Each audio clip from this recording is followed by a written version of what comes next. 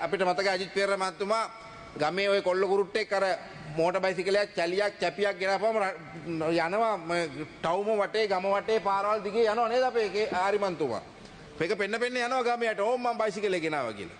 දැන් ඊයේත් ඒ වගේ වැඩක් තමයි පෙරේරාත් උනේ. කුලියට ගත්තා. හැබැයි අර කුලියට ගත්තු ලීස් එකට ගත්තු අවුරුදු 13ක් 14ක් පරණ ගුවන් යානේ මේ ගරුඩ එයාලයින් එකද ඒක? ගරුඩ එයාලයින් කියන්නේ අපිට වඩා බොහොම පල්ලෙහා මට්ටමේ එයාලයින් එක මම දන්න විදියට. අනේ මේක පෙන්න ගියා.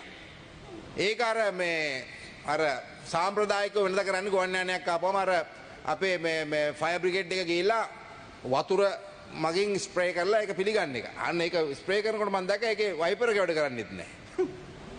මාර ප්‍රශ්නයක්. අනේ ප්‍රශ්නයක් නැහැ. අපිට ප්‍රශ්නේ තියෙන්නේ මේකද දැන් ශ්‍රී ලංකන් එයාලයින් සම්බන්ධව ආණ්ඩුවේ ප්‍රතිපත්තිය.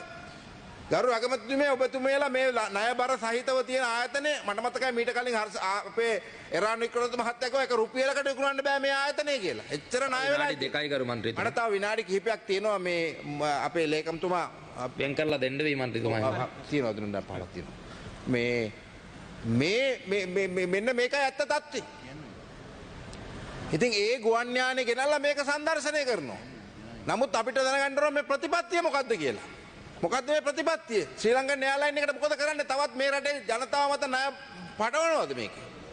මේක ඉස්සරහට යන්න පුළුවන්ද? මෙන්න මේක පිළිබඳව අපිට පැහැදිලි මතයක් කියන්න. මේ මාස 6ට 4 ආණ්ඩුව කෙරුවයි කියලා මොනවා හරි පෙන්වන්න ඕන හින්දාද මේ ගුවන් යානයක් රට වටේ පහළ පතේක දාවනය කරේ. ඉතින් ඒ නිසා මේවා දිහා දැක්කහම අපිට නම් hina තමයි යන්නේ ගරු මූලාශ්‍රයේ සභාපතිතුමනි.